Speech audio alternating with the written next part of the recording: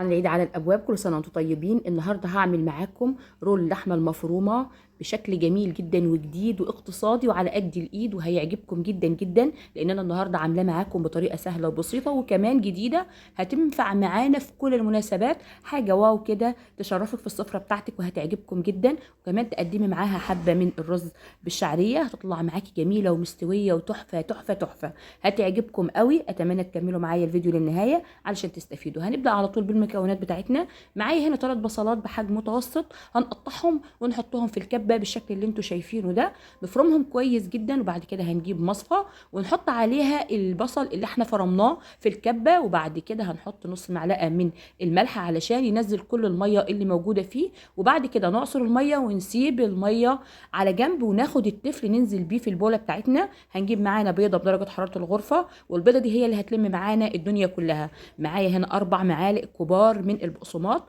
ومعايا هنا نص معلقه من الفلفل، نص من الجنزبيل، نص من السبع بهارات، ونص من القرفه، وكمان الكزبره، وربع معلقه كده من الكمون. المكونات بتاعتنا النهارده حلوه جدا، طريقتها مختلفه وهتعجبكم جدا جدا. هنبتدي ان احنا نلف معانا كده زي ما انتم شايفين بالشكل ده علشان تبقى معانا حته واحده. احنا لسه كمان هنكمل باقي المكونات بتاعتنا. انا كده بعد ما هلفهم كويس مع بعض، هنجيب معانا نص كيلو من اللحمه المفرومه وهننزل بيها على التتبيله اللي احنا عملناها في البدايه. هنقلبهم كويس جدا مع بعض. عندك كبه هتحطيهم في الكبه زي ما انا هعمل، ما عندكش كبه هتفضلي تعجني فيها كويس جدا جدا جدا، عجنا مبرحا لحد ما تحسي ان هي بقت كتله واحده زي ما انت هتشوفي، تبقى معاكي كده زي الفل. انا هحيقها معايا معلقه ونص من الملح، يبقى الحياء بتاعها مظبوط جدا، يعني لا هي عدمه ولا هي حدقه، جميله ومظبوطه. امشي معايا بالمكونات هتطلع معاكي زي العسل زي ما انت شايفه كده.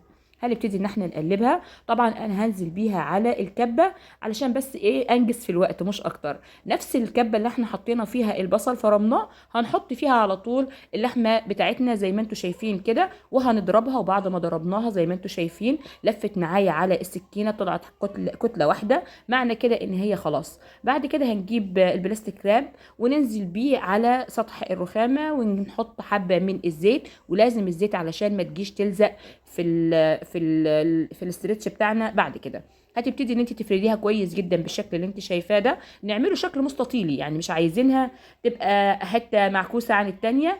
هنا الطريقه بتاعتنا دي بسيطه جدا جدا وهتعجبك.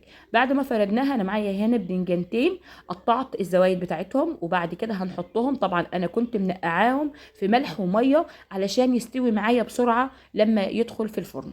بعد كده هنا معايا شطه حمراء وشطه خضراء اللي هي العاديه، اللي هو الفلفل الاحمر والفلفل الالوان اللي هو الاحمر والاخضر. تمام. متوفر عندك حبه تحطي بيض مسلوق، مفيش اي مشكله بدال البدنجان. بس دي وصفه اقتصاديه وطعمها جميل جدا، هتعجبكم جدا جدا.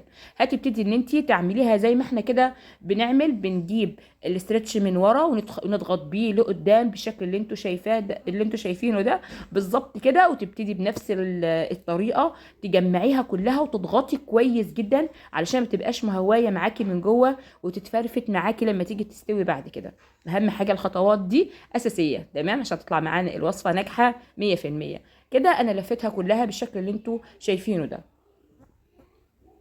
تمام. بعد كده نتاكد كويس جدا الاسترتش بتاعنا لف عليها كويس جدا. واهم حاجه كمان تاخدي معاكي الجناب بتاعتك علشان نتاكد ان مفيش اي ميه هتدخل جواها. هتلفيها كويس جدا بالشكل اللي انت شايفاه ده، هتقفلي الجنبين بنفس الطريقه. خلاص كده. بعد كده الخطوه بتاعه البلاستيك راب دي خلاص كده اتكلت على الله. هنجيب معانا الفويل وننزل بالعجينه بتاعه اللحمه المفرومه، ونبتدي ان احنا نلفها كذا طبقه على بعض بالشكل اللي انتوا شايفينه ده. ولازم تتاكدي ان هي مضغوطه كويس جدا وملفوفه كويس جدا جدا علشان ما تجيش تتفك منك لما تدخل على الميه بتاعتنا.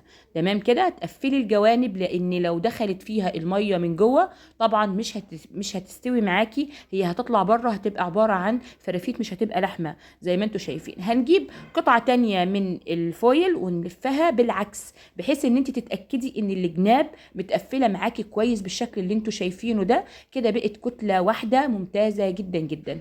الخطوه اللي بعدها ان انا هجيب معانا هنا حله، زي ما انتم شايفين انا قفلتها كويس. هنجيب معانا حله تكون غويطه شويه ونعبيها ميه لحد السطح بتاع العجينه بتاعتنا، او الرول اللي هو رول اللحمه يكون متغطي للاخر. هننزلها كويس جدا وخلاص كده نقفل عليها الحله ونسيبها لمده ساعه وربع. انا اخدت معايا ساعه وربع بالظبط.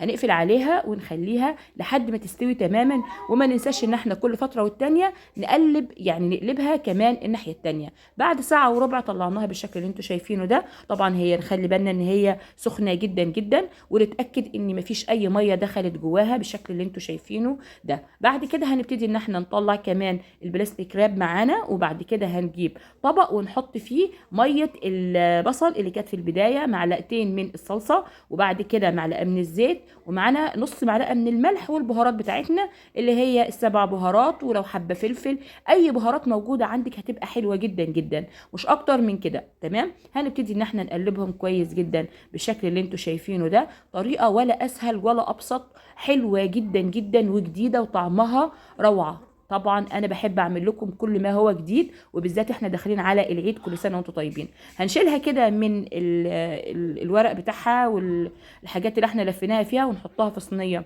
غير قابله للدهن، وندهنها بالخليط اللي احنا عملناه، وندخلها الفرن على الشوايه بس، ونبتدي ان احنا نقلبها من الناحيتين. هتطلع معاكي بالشكل اللي انت شايفاه ده. اللهم بارك، جميله جدا جدا جدا. وكمان زي ما انتم شايفين البدنجان مستوي من جوه وقلبه ابيض زي ما انتم شايفين، حاجه شفافه كده جميله جدا جدا. بس هي طبعا طالعه من الفرن سخنه شويه، فنخلي بالنا احنا وشغالين فيها. انا بحاول ان انا اقطعها بالراحه علشان ما تتبهدلش مننا. تمام. بعد كده هنبتدي زي ما انتم شايفين الجمال والحلاوه والطعم وريحتها جميله جدا جدا.